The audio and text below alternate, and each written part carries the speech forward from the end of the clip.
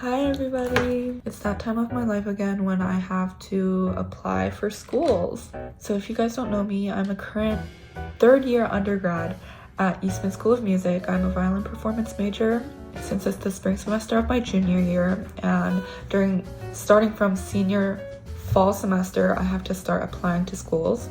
And by that point, I have to be really prepared on everything. I thought that researching now will do me no harm. So I started researching. It's actually a lot more overwhelming than the undergrad process. And there were so many things that are different this time around because during my undergrad audition process, I actually did not have to go travel anywhere. And I also did not have the chance to go visit campuses after the whole application process because my passport was expired. And that was really sad for me, and I had a hard time choosing schools much more because of that. This time around, I'm actually required to go in person to actually audition live, so I will be taking you guys on that journey with me.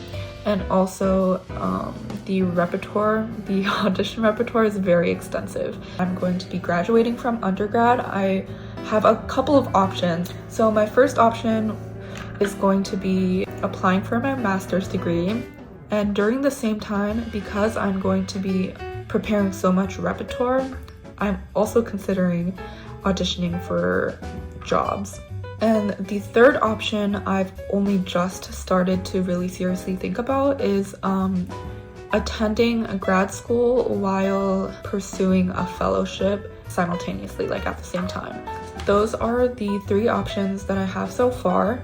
I think getting a job right out of undergrad is pretty unlikely, especially because the classical music job market is just so increasingly over time competitive.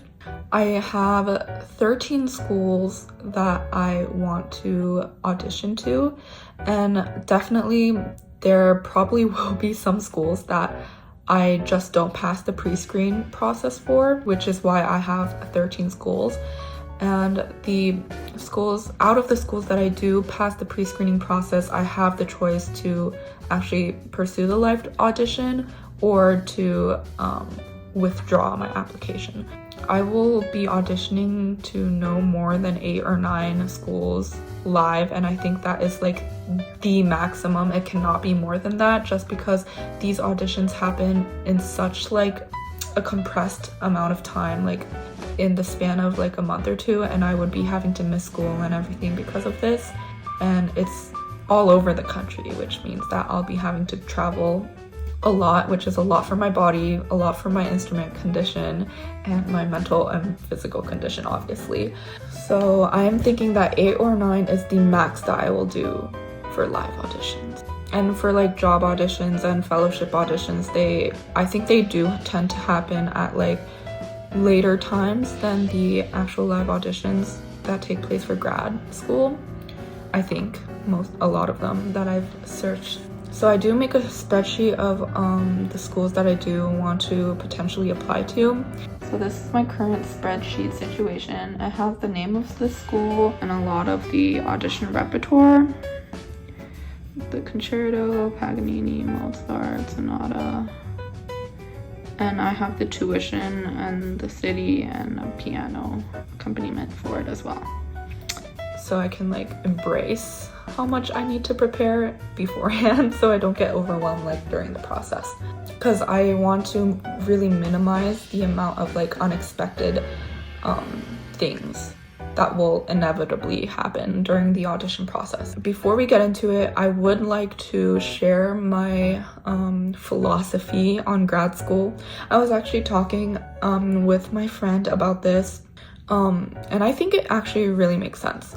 For undergrad, I really looked at professors that were going to be teaching me when I came to the school, because my initial philosophy when I entered undergrad is that I want to reach my full potential in terms of my basics, my skills, and my playing. But I think that going into masters school has the expectation that you have your basics covered and that you have already somewhat reached a certain level of potential. So you're going to be really polishing and getting ready to go out there and get a job after this master's degree, since it's also only half of the amount of undergrad. You'll see a lot of my schools here. I actually didn't audition to them in my undergrad process, but this time I am auditioning to them. And one of the reasons is because after I graduate and I get a job, I do hope to be in a big city and work in a big city.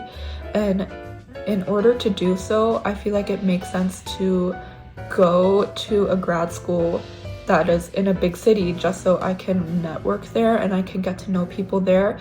And this is because compared to undergrad, in grad school you actually have more hands-on like involvement in the professional world. You have more freedom in that sense, because undergrad you were kind of strictly restricted to take classes and do school mandatory work, but in grad school I feel like you have more liberty to pursue the stuff that you want to do post-grad.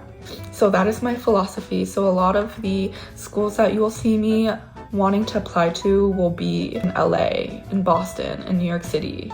And that's because those are some of the places that I do want to end up in after I graduate and get a job, hopefully. This is in no specific order. So the first school that I would love to audition to is USC. This is in LA. It's a great music school. I really love LA. It's one of the places I would like to end up in, because I've spent my entire life before this in California, and LA is one of the big cities there that I really do love. The other school in LA is UCLA, and I think one of the main benefits that I do get if I do go to UCLA is that I do get in-state tuition, which is really beneficial, because I did not know this, but grad school, like undergrad, is super expensive for a lot of schools. And I feel like in-state tuition would help a lot if I do not get scholarships from other schools. And I feel like their strings department actually grew more, so it will be beneficial for me just to network with people in LA. And also going to UCLA, I feel like you can network with a lot of different people as well and get to know a lot of different people from different industries. Another school in California that I'm going to audition this time around, which I didn't audition for last time, is San Francisco Conservatory. I would be more familiar with it. I feel like going to San Francisco Conservatory would be such an experience. I would be closer to home as well, and I don't know. I sometimes wonder what that will be like. But next big city that I want to be in is New York City, obviously. I've been back and forth from New York City a lot of times now since I've started my undergrad, and I actually really love it there, and that's one of like the top cities I actually want to end up in if, you know, I do get a stable job after grad school. The first school I will be auditioning to is Juilliard, and this is like a reach school. I believe like almost all of the schools on this list are reach schools for me, which kind of makes like the process a little bit more daunting, but I'll accept the challenge. I'll have to work really hard throughout this year and a half. Let's see where it takes us. It's been my dream school ever since I started violin, just because of the reputation of it. I did not actually audition for Juilliard for my undergrad, but I think I could audition. The other school that I'm going to be auditioning for in New York City is Manhattan School of Music. I think they have a great like grad program. I am going to be auditioning for 2 different programs in this school, so they have like the normal like route of performance, but they do have like a special program. It's an orchestral program, and I'm very interested in orchestral playing after my graduation and everything, so I thought this would be very helpful, just because it would prepare me a lot more or this program in general prepares me a lot more for auditions happening after graduation. They do have a really specific audition requirement though, which is why I'll have to prepare a lot more for this specific application. And even if I do not get into the orchestral program, I still think Manhattan has a great program, or Manhattan has a great grad program, so I would love to go there. The third city that I'd like to be at is Boston. I've been to Boston once and I love it. I feel like it's not quite as bustly as New York City, but I still do love the mellower, more classy like city vibe of it. So I'm going to be applying for NEC.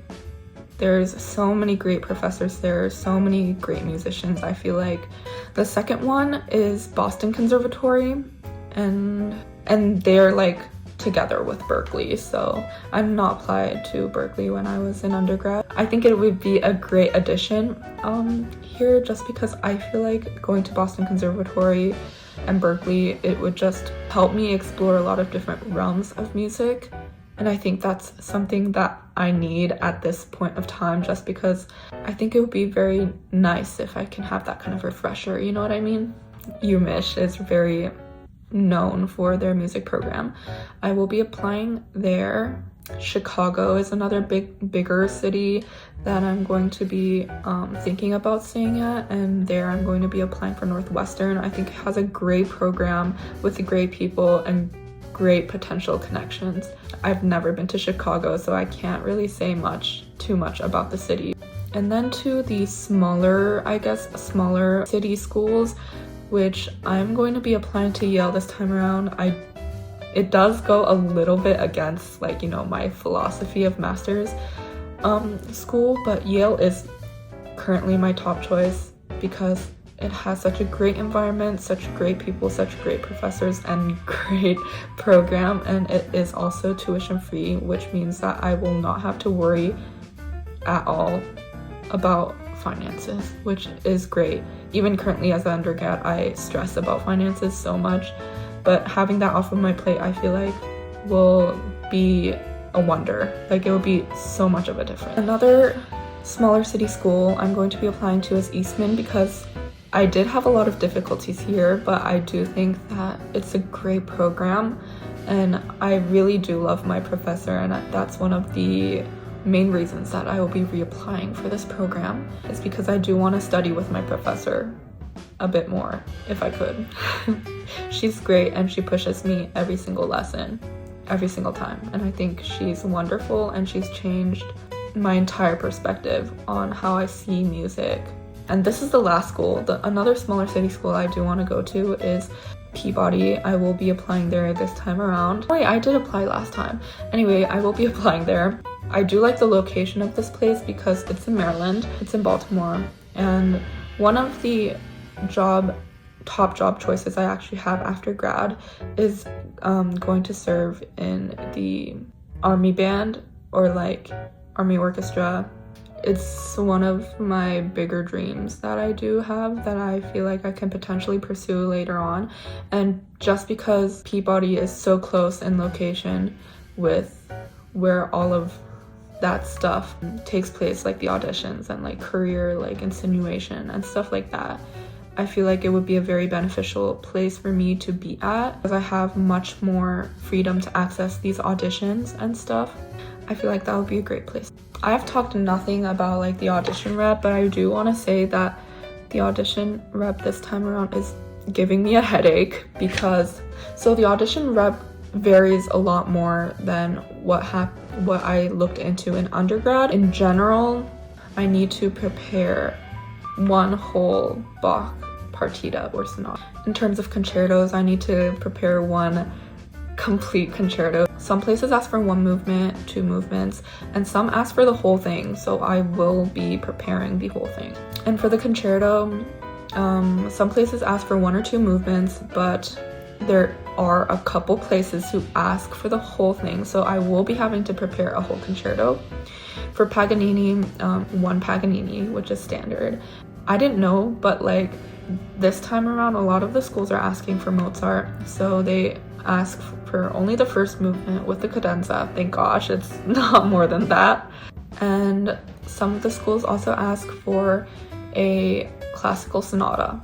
And so I will be having to prepare a sonata, which I feel like is not as bad just because I can read off of the music and not have it memorized.